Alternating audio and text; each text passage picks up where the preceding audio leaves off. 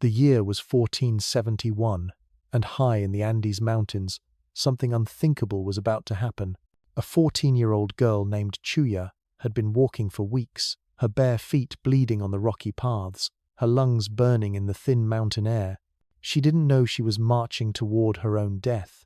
She thought she was going to meet the gods. Welcome back to the channel. If you're new here, we dive deep into the darkest corners of human history, the stories that textbooks skip over, the truths that make us question everything we think we know about civilization. And today's story? It's going to shake you to your core. We're talking about the Inca Empire in the 15th century, when the most powerful civilization in South America practiced something called capacocha, child sacrifice. But this wasn't quick or merciful. These children were drugged, carried to the highest peaks on Earth, and buried alive in the snow to freeze to death slowly. And here's the part that'll really mess with your head. Their own parents volunteered them for this honor. By the end of this video, you'll understand how an advanced civilization that built Machu Picchu, created a road system that spanned thousands of miles, and developed surgical techniques that wouldn't be matched in Europe for centuries, could also systematically murder their most beautiful children in the name of the gods.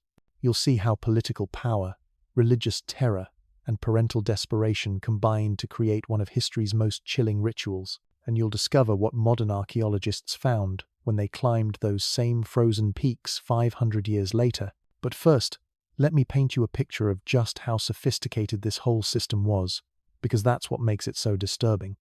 This wasn't random violence or primitive superstition. This was organized, methodical, and carried out by some of the most intelligent people of their time. The Inca Empire in the 15th century stretched from modern-day Colombia all the way down to Chile, covering over 2,500 miles of the most brutal terrain on the planet. We're talking about an empire that controlled 12 million people across deserts, rainforests, and mountains that would kill you just by existing there. And at the center of it all was Cusco, the capital city that the Incas called the navel of the world. This empire was run by a man they called the Sapa Inca, which literally means the only emperor. He wasn't just a political leader, he was considered a direct descendant of Inti, the sun god. When the Sapa Inca spoke, it was literally the voice of the sun telling you what to do. And when he decided that the gods needed children buried alive on mountaintops, well, that wasn't a request. That was divine commandment. The emperor who started this whole nightmare was named Pachacuti, and his name means Earthshaker, or he who turns the world upside down. Trust me, that name was earned. Pachacuti didn't just expand the Inca Empire through military conquest. He completely revolutionized how the empire worked, creating systems of tribute, taxation, and control that would make modern governments jealous. And part of that control system involved taking children from conquered peoples and sacrificing them to maintain cosmic balance. But here's where it gets really twisted. The children chosen for capacocha weren't random victims. They were selected based on what the Incas called physical perfection. These were the most beautiful children in the empire, usually between 6 and 14 years old, chosen from noble families or the children of local rulers. Imagine being a parent and having imperial officials show up at your door to tell you that your child was so perfect, so beautiful, that the gods demanded their life. And the parents? They said yes. They celebrated. Because in Inca culture, having your child selected for capacocha was the highest honor imaginable. Your child would become a deity, watching over the empire from their mountain tomb. Your family would be elevated to noble status. You'd receive gifts, land, and political power. All you had to do was hand over your child to be drugged and buried alive. Let me tell you about the selection process, because it was as methodical as a modern corporate hiring system, except instead of getting a job, these kids got a death sentence. The process started with local officials throughout the empire identifying potential candidates. They were looking for specific qualities: physical beauty, noble bloodlines, and ritual purity. No scars, no deformities, no history of illness. These children had to be perfect specimens of humanity because they were going to represent the empire before the gods themselves. Once identified, the children were brought to regional centers where imperial inspectors would make the final selections. Picture a beauty pageant where winning meant death, and you're getting close to understanding the horror of this system. The inspectors examined every aspect of these children, checking their teeth, their hair, their skin, making sure they met the impossibly high standards required for divine sacrifice. The girls who were selected went through an even more elaborate process. They were taken to institutions called Houses of Chosen Women, where they lived like medieval nuns, learning to weave, prepare ritual beverages, and serve the gods. These weren't just holding facilities. They were training academies for future sacrifices, where young girls spent years preparing for the day they would die for the empire. The boys had a different path. They were often taken directly to Cuzco, the imperial capital, where they would be presented to the Sapa Inca himself. Imagine being a 10-year-old boy, torn from your family, dragged hundreds of miles across impossible terrain, and then brought before a man who literally claimed to be the son of the sun god.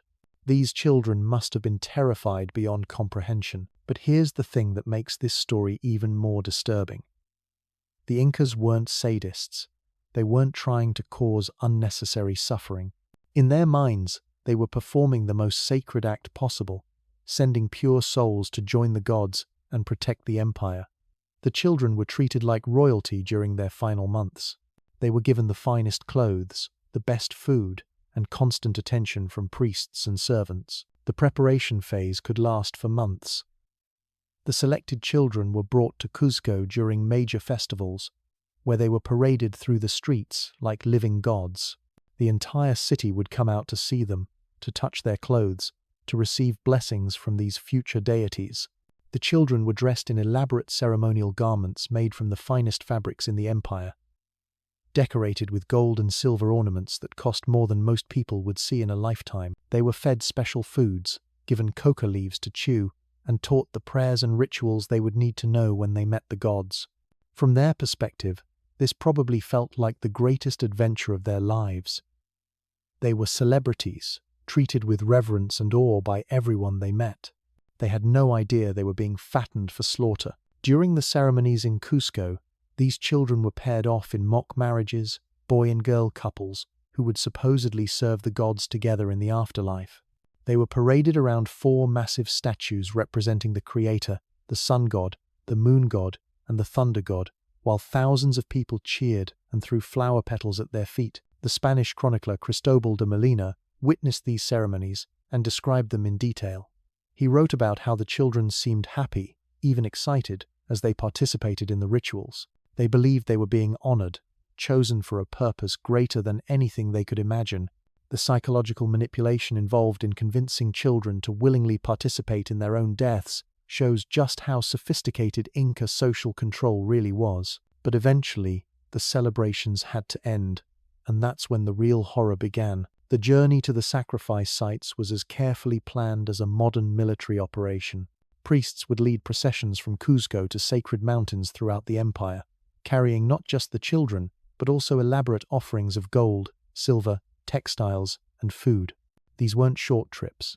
We're talking about expeditions that could cover hundreds of miles across some of the most dangerous terrain on Earth. The processions followed straight lines, regardless of obstacles. If there was a mountain in the way, they climbed over it. If there was a ravine, they found a way across. The Incas believed that deviating from the straight path would anger the gods and invalidate the sacrifice. So these groups of priests, children, and porters struggled across landscapes that would challenge modern mountaineers with high-tech equipment.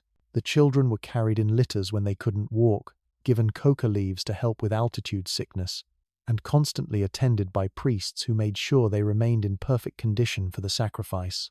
Remember, these kids had to arrive alive and healthy. A child who died on the journey couldn't serve the gods properly, so keeping them alive until the very end was crucial to the ritual's success. Some of these processions traveled to mountains over 20,000 feet high. To put that in perspective, that's higher than any peak in North America, approaching the height of Everest Base Camp. Modern climbers need months of preparation, specialized equipment, and extensive support teams to attempt such climbs. The Incas were doing it in the 15th century with Bronze Age technology and children in tow. When they reached the sacred mountains, the real preparations began. The Incas would establish base camps at lower elevations, building stone shelters and corralling llamas that had carried supplies up from the valleys below. Each llama could carry about 80 pounds of material, so we're talking about massive logistics operations just to support a single sacrifice. Meanwhile, higher up the mountain, other teams of workers were constructing the actual sacrifice platforms and burial chambers. These weren't crude holes in the ground. They were carefully engineered structures designed to preserve the children's bodies and the offerings buried with them. Stone platforms, drainage systems, and burial chambers that would protect their contents for centuries. The children would spend their final days at these base camps, probably still not fully understanding what was about to happen to them. They were kept warm, well-fed, and comfortable while the priests made their final preparations. The ritual objects were arranged, the prayers were rehearsed, and the burial chambers were completed. And then came the final ascent to the summit, where the children would meet their gods face to face. But that's where our story takes an even darker turn, because what happened next would haunt these mountains for 500 years, until modern archaeologists made discoveries that shocked the world and gave us a window into one of history's most chilling rituals. The evidence they found on those frozen peaks tells a story of systematic child murder carried out with scientific precision, and it reveals details about the final hours of these victims that will make your blood run cold. The final ascent was where the facade finally dropped away, where the celebration turned into execution, and where these children learned the true meaning of the honor they'd been given. Picture this scene. You're standing at 19,000 feet above sea level, where the air is so thin that every breath feels like drowning. The temperature is 30 degrees below freezing, even in summer. The wind cuts through your skin like broken glass, and in this hellish landscape, Inca priests are methodically preparing to murder children while calling it the highest religious honor. The children were given one final meal at the summit, but it wasn't food that would nourish them. It was a cocktail designed to kill them slowly. They were fed chicha, a fermented corn beverage that was basically ancient beer, mixed with coca leaves that had been ground into powder. This wasn't a gentle sedative. This was a massive overdose designed to render them unconscious while their bodies slowly shut down in the extreme cold. Modern analysis of mummified remains found at these sites has revealed just how much of these substances were pumped into these children's systems. We're talking about coca levels that were 3.5 times higher than any other South American mummies ever tested. These weren't ceremonial amounts. These were lethal doses administered with scientific precision. But here's the part that'll really mess with your head. The children weren't just randomly drugged and thrown into holes. The priests had developed different methods of execution based on the specific requirements of each sacrifice. Some children were strangled with ceremonial cords. Others had their skulls crushed with ritual clubs. But the most common method, especially at high-altitude sites, was burial alive. The priests would dig chambers about 5 feet deep into the frozen ground, usually circular pits just big enough for a child to sit cross-legged. The walls were lined with stone slabs, and the bottom was covered with elaborate textiles that cost more than most people's houses. These weren't graves. They were tombs designed to preserve the children for eternity. Once the drugs took effect and the children lost consciousness, they were lowered into these chambers while still breathing. They were positioned in a sitting posture, their legs crossed, their hands placed carefully in their laps. Their heads were often tilted slightly forward, as if they were simply taking a nap. The priests arranged their ceremonial clothing meticulously, making sure every fold and ornament was perfectly positioned. Then came the burial goods. Gold and silver figurines were placed around the children, representing llamas, humans, and gods. Ceramic vessels filled with food and drink for the afterlife were positioned within arm's reach. Bags of coca leaves and containers of chicha were included so the children could continue serving the gods even in death. We're talking about treasures worth millions in today's money, buried with children who would never see another sunrise. The most disturbing part? The children were still alive when the chambers were sealed. The drugs rendered them unconscious, but their hearts were still beating, their lungs still struggling to process the thin air. The priests would cover the chambers with stone slabs, then pack dirt and rocks on top, creating an airtight seal. The children died slowly, either from hypothermia as their body temperature dropped in the sub-zero conditions, or from suffocation as they used up the limited oxygen in their sealed tombs. This wasn't a quick death. Medical experts who've studied these remains estimate it could have taken hours for the children to actually die. Hours of unconscious suffering in a frozen tomb, their bodies fighting desperately to stay alive while the priests above performed their final rituals and began the long journey back to civilization. But the horror didn't end with death. The priests established ongoing relationships with these sacrifice sites. They would return regularly, sometimes for decades, to make additional offerings and maintain the tombs. They left coca leaves, poured chicha over the burial sites, and placed small figurines on the surface to continue feeding the children's spirits. Local communities were required to send delegations to these sites on specific calendar dates, bringing offerings and performing rituals to honor the buried children. These weren't forgotten graves. They were active religious sites where entire communities participated in the ongoing worship of murdered children who had been transformed into mountain gods. The psychological impact on the families left behind must have been devastating. Imagine losing your child to this system and then being required to celebrate their death for the rest of your life.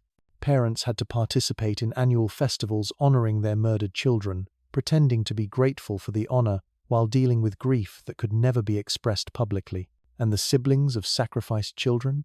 They grew up knowing that they too could be selected at any time if the empire needed fresh offerings for the gods.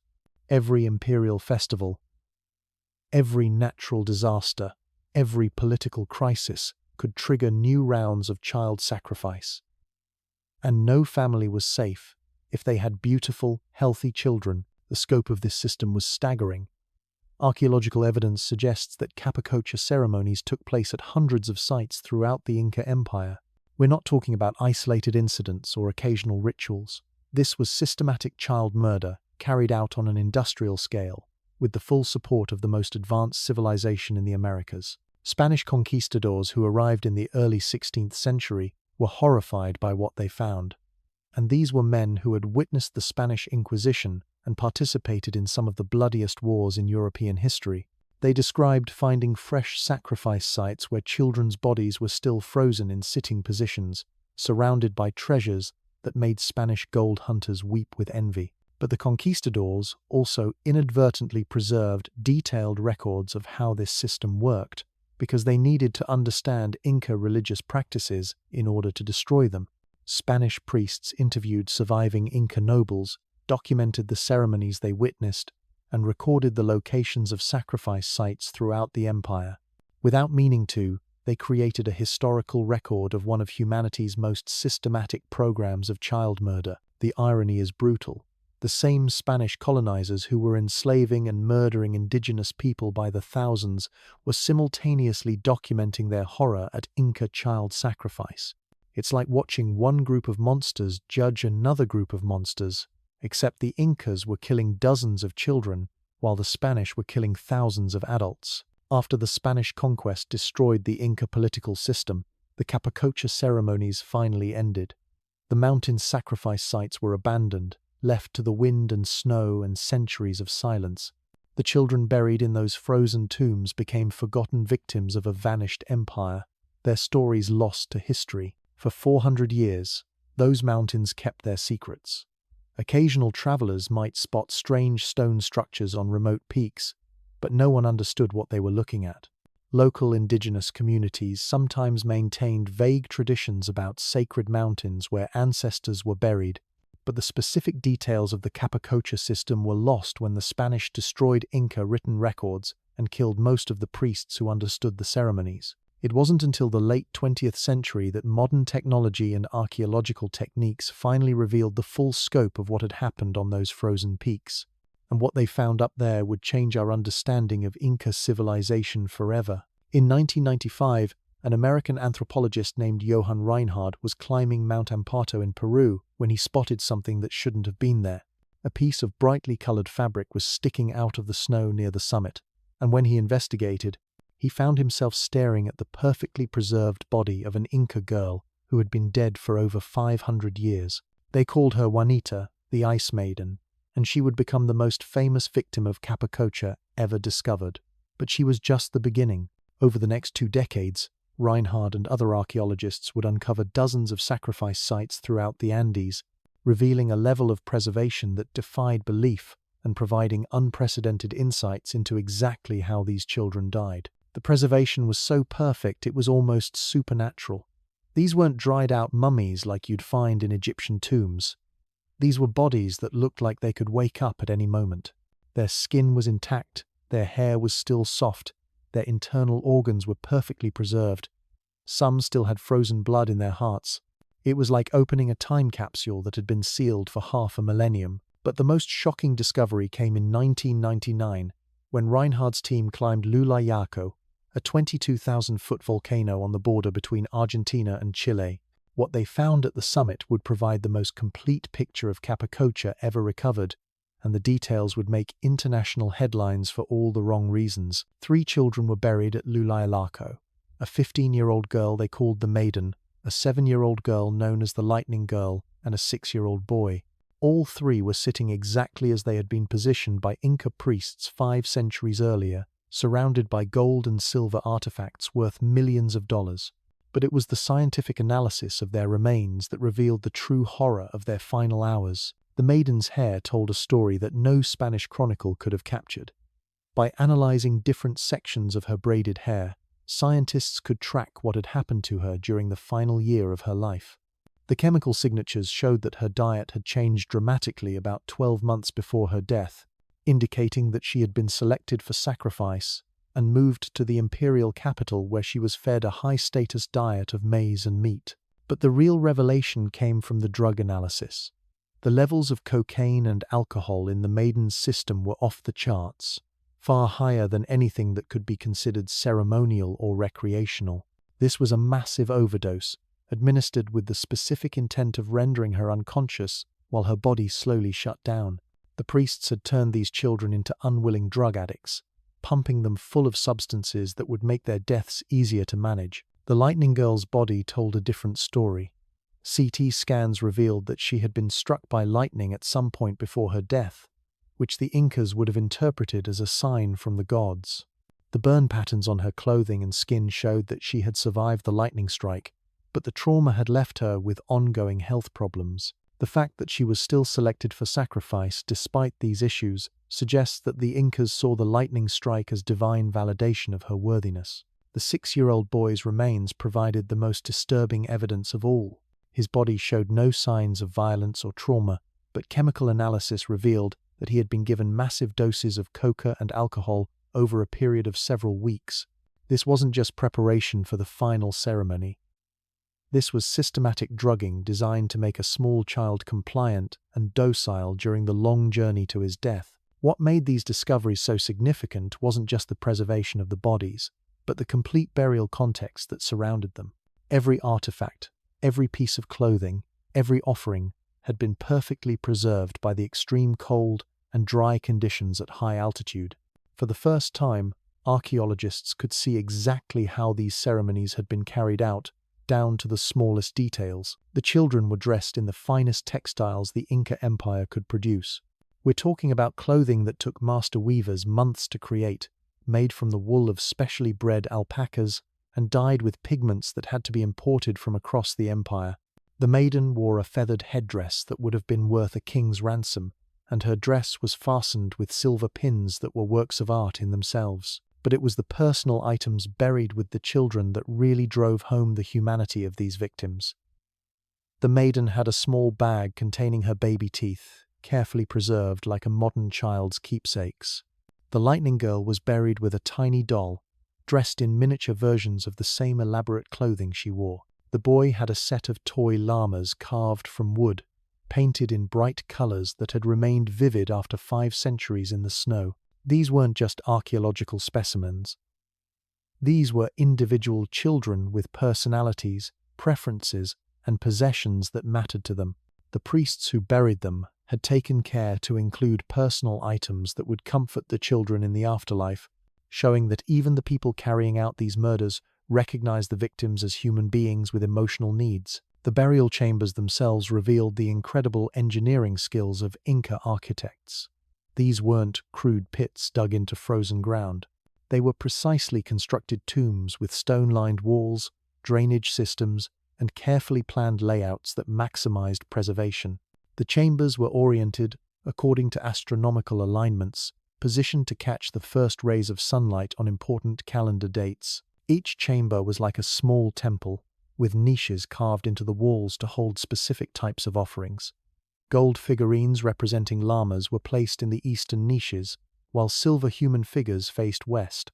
Ceramic vessels filled with food and drink were positioned within easy reach of the children's hands, as if they might wake up hungry after their long sleep. The sheer quantity of valuable items buried with each child was staggering.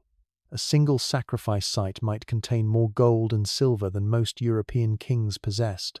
We're talking about hundreds of precisely crafted figurines, ceremonial vessels made from precious metals, and textiles that represented thousands of hours of skilled labor.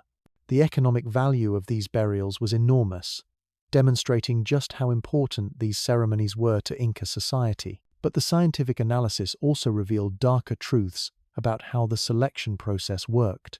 DNA testing showed that the children came from different regions of the empire, confirming Spanish accounts that described how candidates were gathered from across the Inca territories. Isotope analysis of their teeth revealed details about where they had lived during childhood, showing that some had traveled hundreds of miles before being selected for sacrifice. The health of these children also told important stories. Despite being selected for their physical perfection, many showed signs of nutritional deficiencies common among high-altitude populations. Some had dental problems that would have caused significant pain. Others showed evidence of respiratory issues related to living at extreme elevations. These weren't the perfect specimens that Inca ideology claimed to require. They were ordinary children from ordinary families, chosen for reasons that had more to do with politics than physical perfection. Modern forensic analysis also revealed details about the actual moment of death that Spanish chroniclers could never have documented. The children's body positions, the way their muscles had contracted, the expression frozen on their faces, all provided clues about their final moments. Some appeared peaceful, as if they had simply fallen asleep. Others showed signs of distress, suggesting that the drugs hadn't worked as intended and they had retained some level of consciousness during their final hours. The discoveries at Lulailaco and other sites forced archaeologists to confront uncomfortable questions about how to study and display the remains of murder victims. These weren't ancient artifacts to be put in museum cases.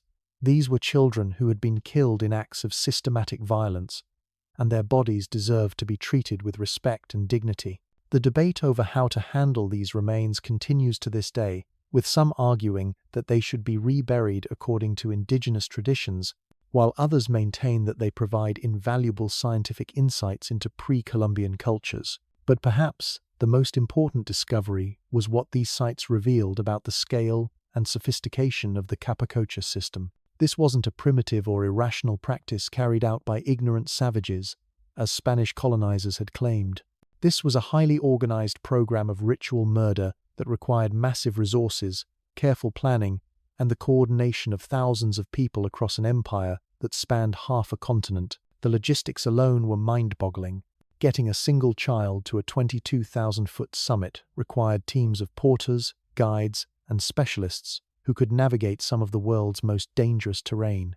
The ceremonial objects buried with each child had to be manufactured by master craftsmen, transported across vast distances, and stockpiled at regional centers throughout the empire. The food and supplies needed to support these expeditions had to be gathered from dozens of communities and carefully rationed during journeys that could last for months. We're talking about a system that rivals modern military operations in its complexity and organization. The Incas were carrying out these ceremonies at altitudes that challenge modern mountaineers using cutting-edge equipment and support systems. They were doing it with Bronze Age technology and religious fanaticism, and they were doing it successfully dozens of times per year across an empire that stretched from the equator to the southern tip of South America. The archaeological evidence also confirmed that the Capacocha system served political purposes that went far beyond religious belief. By demanding the children of local rulers as tribute, the Inca Empire was creating powerful incentives for cooperation and compliance. No regional leader wanted to risk having their own children selected for sacrifice, so they had strong motivations to remain loyal to the imperial system and suppress any thoughts of rebellion. At the same time, families whose children were selected for sacrifice received significant political and economic benefits that elevated their status within the imperial hierarchy. This created a twisted form of social mobility where the ultimate sacrifice could lead to generational wealth and power.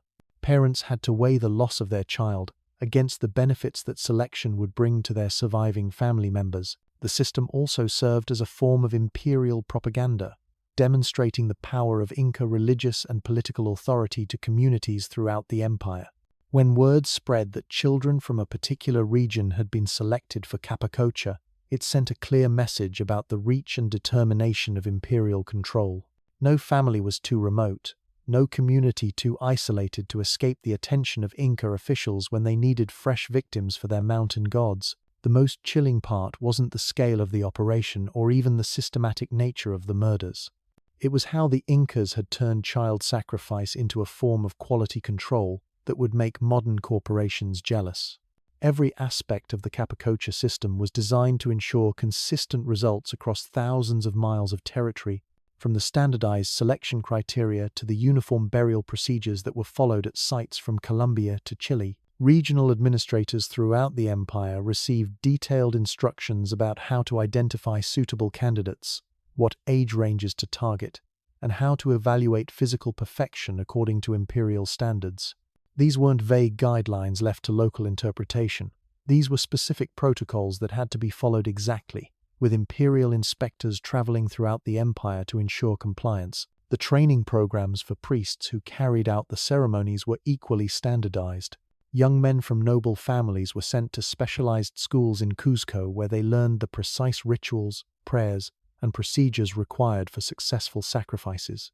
They studied astronomy to determine optimal timing for ceremonies, learned advanced mountaineering techniques to reach remote sacrifice sites, and practiced the delicate art of drugging children without killing them prematurely. These priest executioners became a specialized class within Inca society, traveling from site to site throughout the empire to ensure that local ceremonies met imperial standards.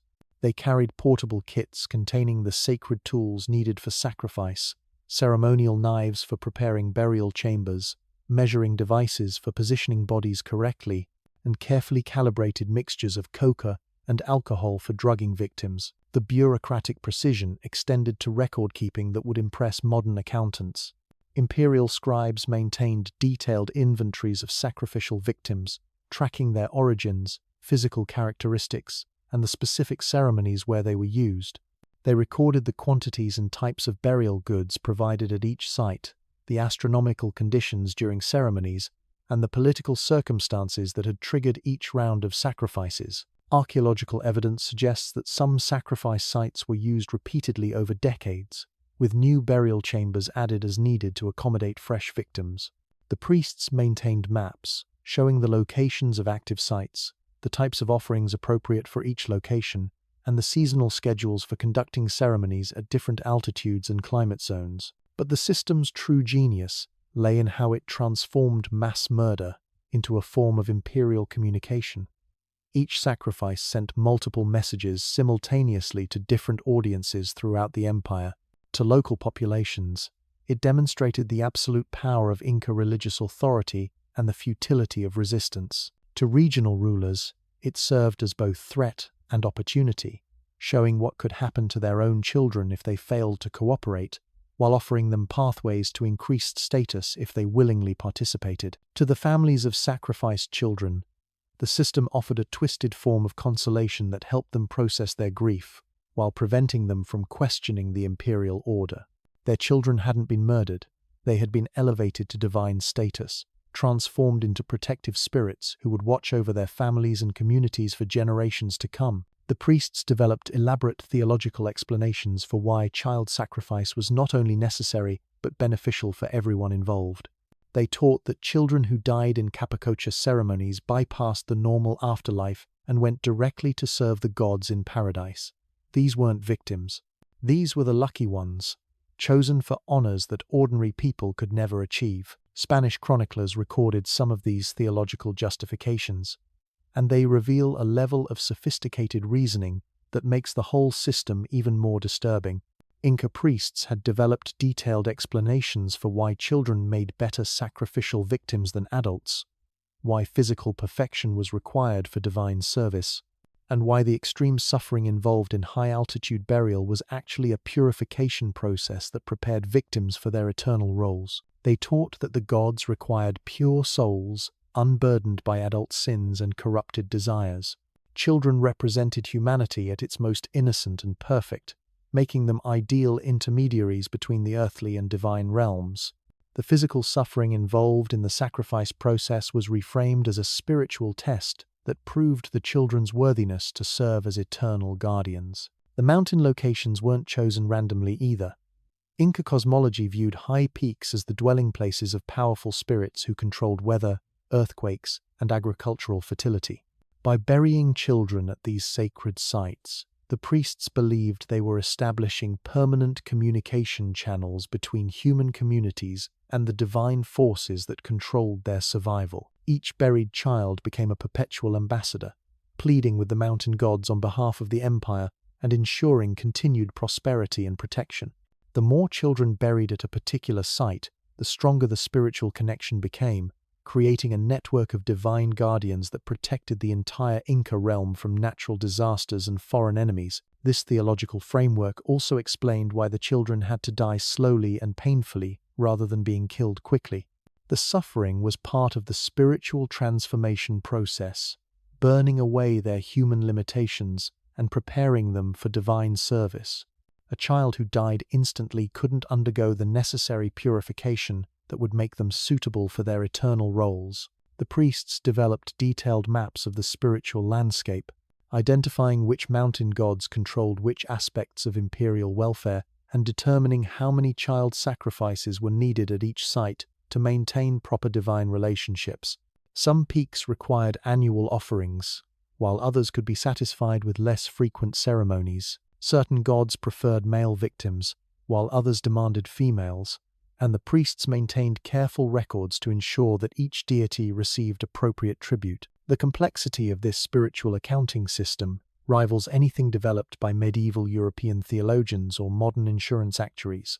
The Incas had essentially created a divine bureaucracy where child murders were processed like tax payments, with careful attention to proper procedures, adequate quantities, and timely delivery to the appropriate celestial authorities. But the system's most insidious aspect was how it recruited parents as willing participants in their own children's murders.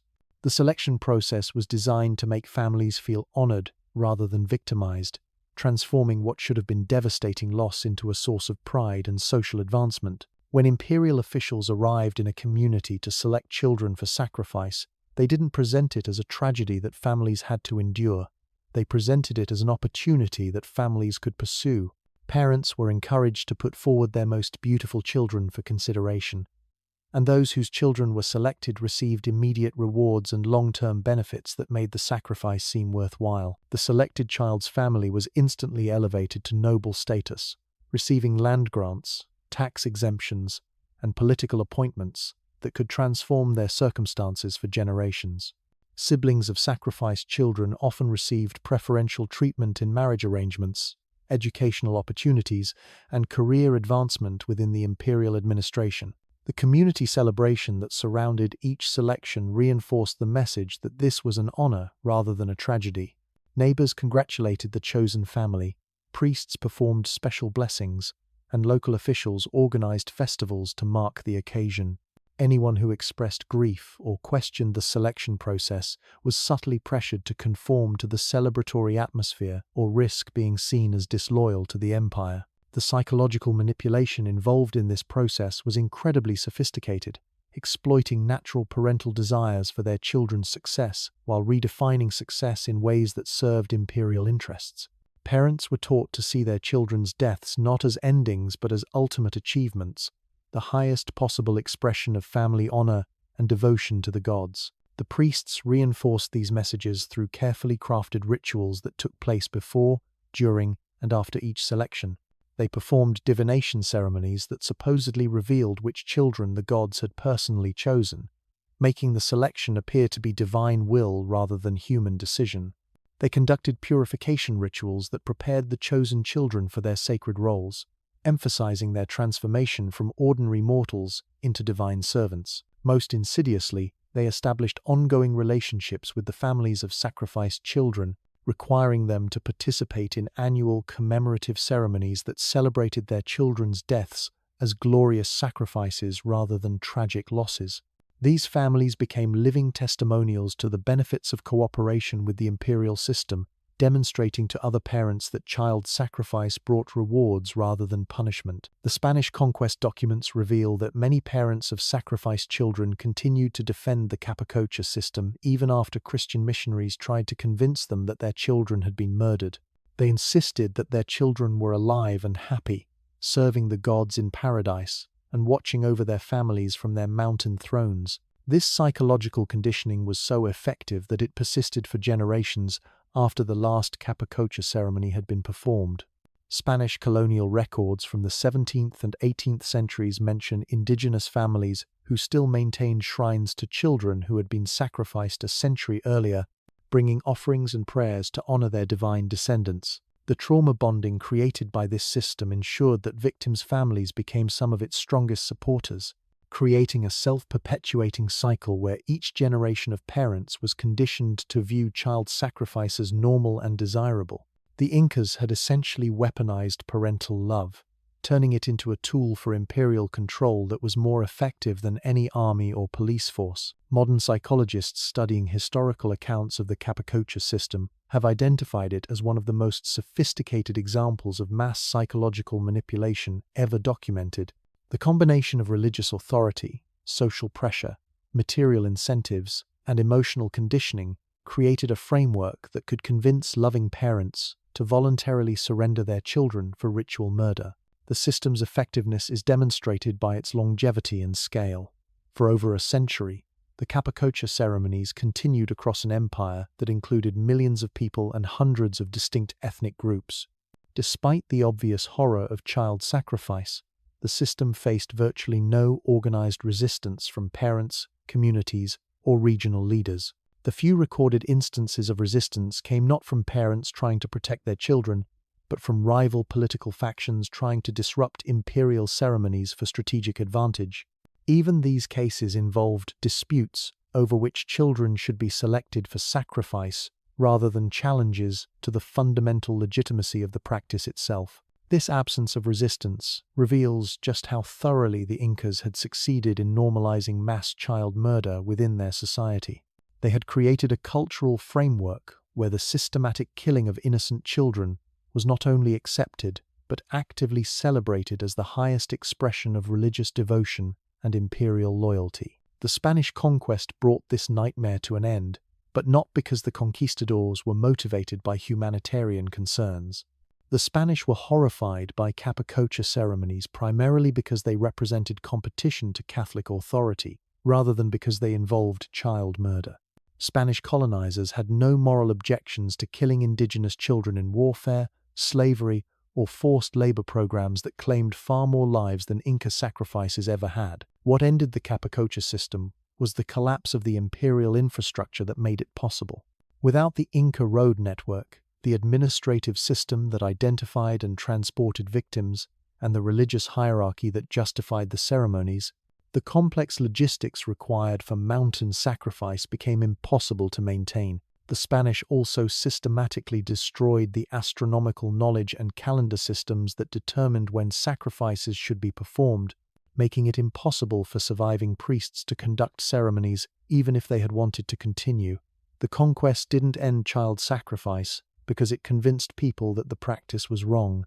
It ended because it eliminated the institutional framework that made the practice possible. By the early 17th century, the last generation of priests who remembered how to perform capacocha ceremonies had died, taking their knowledge with them to graves that were considerably more comfortable than the frozen mountain tombs where they had once buried children alive. The secret pathways to the sacrifice sites were forgotten, the astronomical calculations became meaningless, and the sacred objects required for the ceremonies were melted down for Spanish gold or destroyed as pagan idolatry. So there you have it. The capacocha system represents one of humanity's most chilling examples of how advanced civilizations can normalize the unthinkable. These weren't primitive savages acting on impulse. These were sophisticated people who turned child murder into high art, complete with bureaucratic precision, and psychological manipulation that would make modern propaganda experts weep with envy. The frozen bodies discovered on those mountain peaks don't just tell us about Inca religious practices, they reveal something darker about human nature itself, about how easily we can convince ourselves that horror is honor when the right authorities tell us so. If this story disturbed you as much as it should have, hit that subscribe button and the notification bell, because we're just getting started exploring the darkest chapters of human history that nobody wants to talk about.